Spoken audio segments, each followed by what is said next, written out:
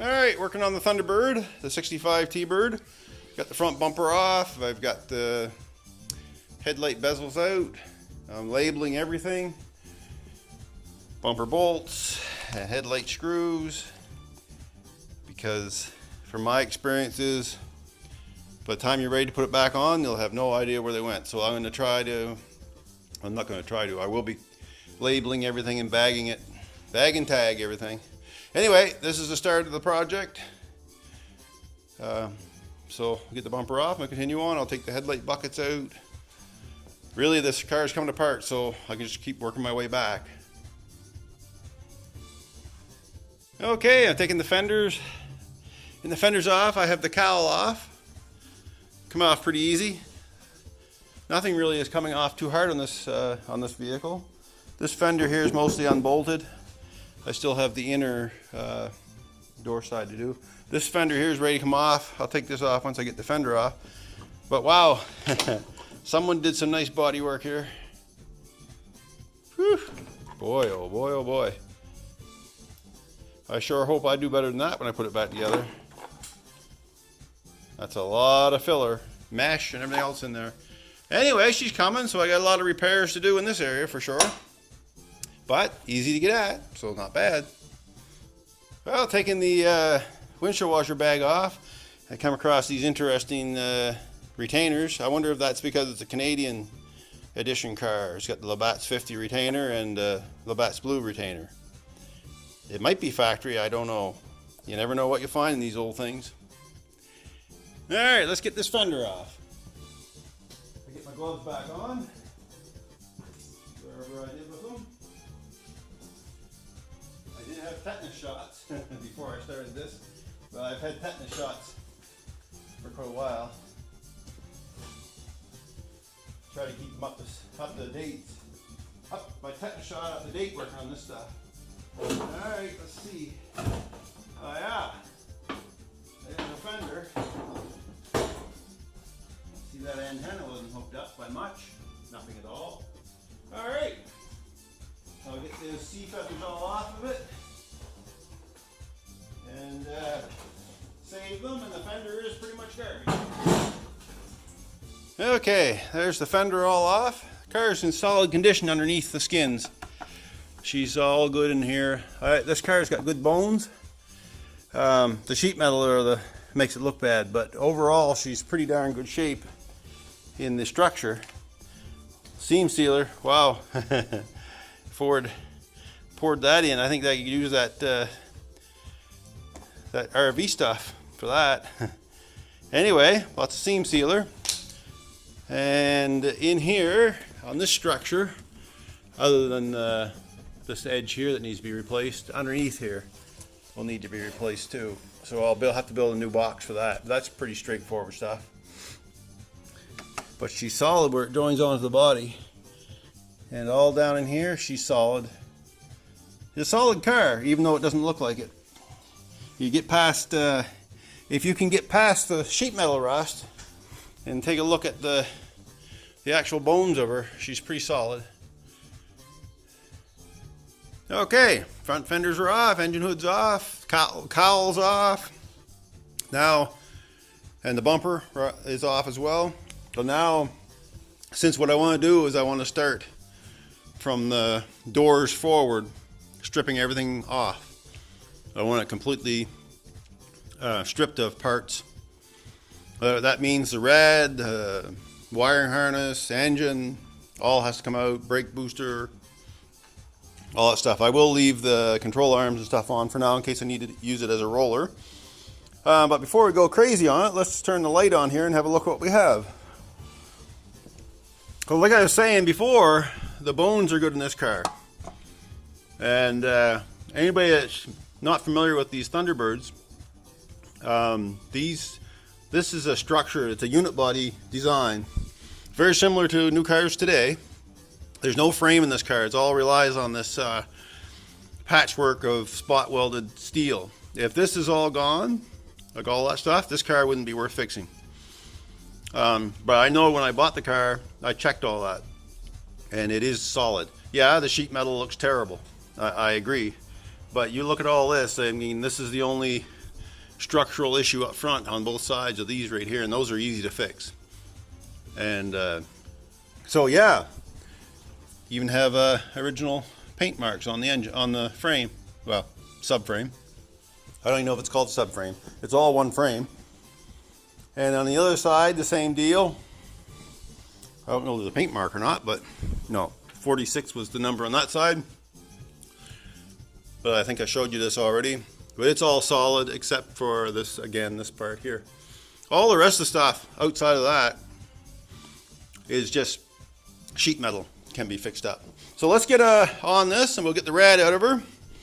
That's my next thing, is get the rad out, this overflow tank off, and then I'll be tackling the brake booster and master cylinder. Will have to come off. I might as well, because I want to take pictures of how the throttle linkage is set up. Fortunately enough for me, that Nick at Vintage Thunderbird Repair has done a complete video just on that throttle linkage, which is quite complicated, but I'll take pictures of it. If you haven't watched Nick's channel, my Vintage Thunderbird Repair, go on over and check it out. The man does really spectacular work. More like, I was talking about just like not like what I'm doing, where I'm just stripping this car down. No, he actually does the detailed repairs. So, and of course, you know, John Arnone as well. Go check his. He's not doing videos right now, but I believe his channel, his channel's still up and running, so you can go check for reference. He does great work too. But if you want the nitty gritty down on someone that knows the stuff, go check out Nick at Vintage Thunderbird Repair. He'll take you right into the heart of it. Anyway, so let's get moving. Get this stuff off, and I'll check back to you. Another thing I wanted to talk about, since I have a whole bunch of new subscribers, mainly based around this Thunderbird. Hold on a second, I'll turn around so I'll talk to you directly. Okay, since I was just going to say, since I have a whole bunch of new subscribers to my channel based on this old Thunderbird that John sent my way, which I really appreciate. What do you want to see? Because I get a tendency to mow ahead and go fast on things, and if that's not what you guys want, let me know. I don't, but I'm not really gonna sit and do bolt by bolt take. So that gets pretty boring after a while too. Same as like watching people sand or even weld, as far as that goes. So how detailed would you guys like to see, or would you like to just see, you know, I did this and report it back on it? But let me know. That's all, because I can tailor what I do quite easily. All right, so let's get back on the radiator and the overflow and the brake boosters. Oh yeah, I almost forgot. Isn't that a thing of beauty? Hopefully that's not all. That's all that's left of this car when I'm done. Man, I sure like these emblems. She's a beauty. I'll have to keep that hidden away somewhere. Anyway, keep it close at heart, so it keeps me going on this whole rig.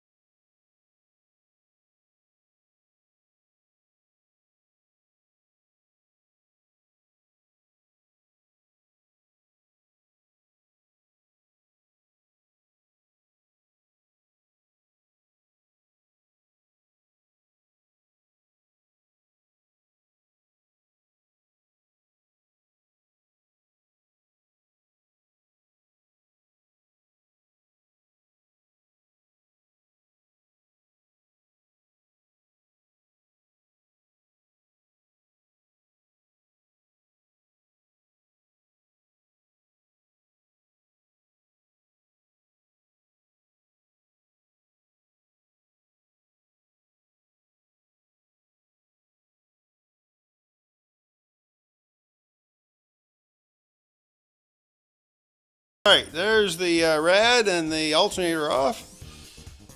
Bit of a mess on the floor, but I'll get it all cleaned up. I use a little floor dry on it, it'll be fine. Now I'll take the power steering pump off and keep working back. I'm going to leave all the water pump and everything on. I'm going to leave everything on this side, unless there's a wire. The wire harness needs to go with the starter wire. We'll have to go with it. And then I'll tackle the brake booster and stuff once the power steering's out of the way. All right.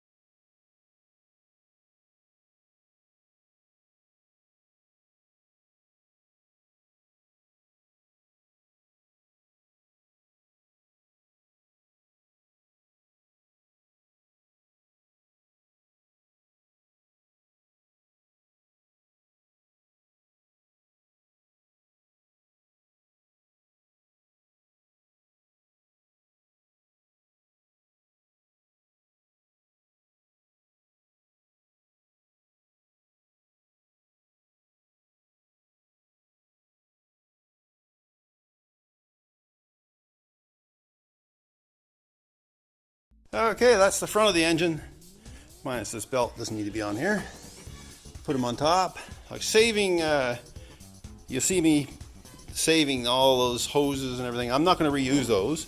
They'll all get all new, but they're a great reference to what was in there.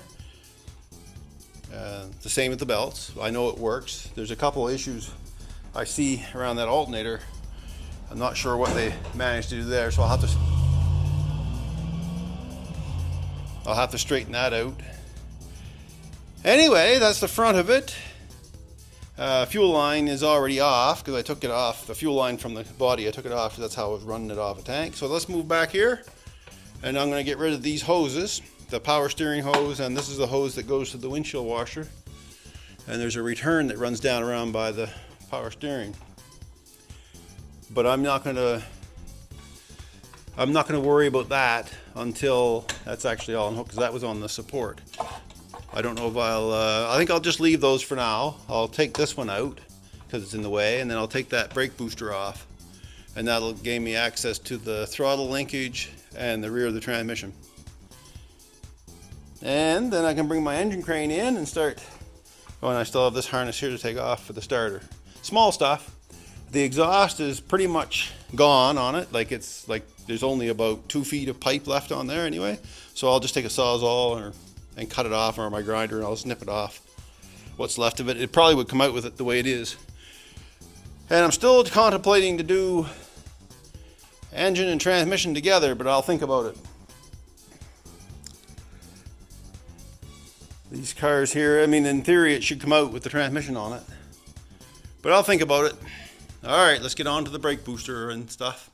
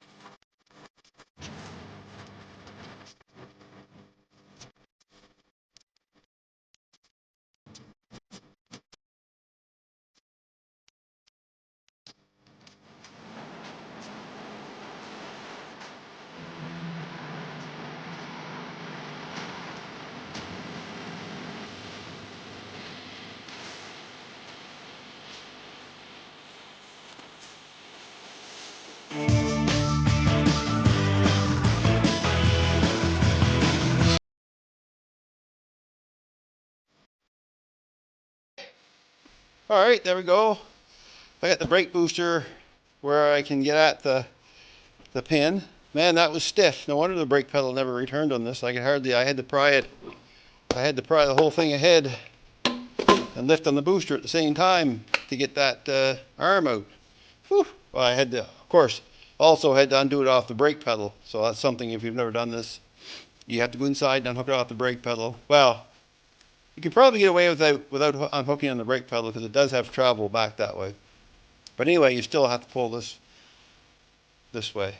All right, well, there's the brake booster almost off.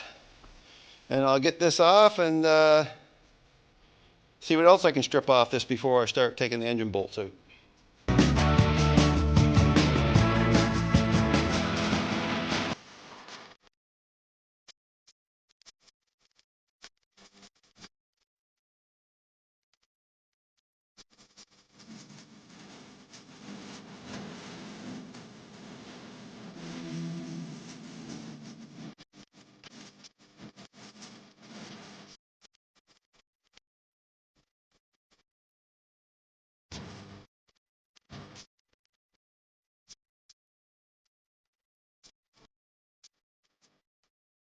There she is, one brake booster. I'll set this aside and then I'll go try to find that pin because it took off. Here now, we get access to the throttle linkage everywhere, or throttle linkage right in here.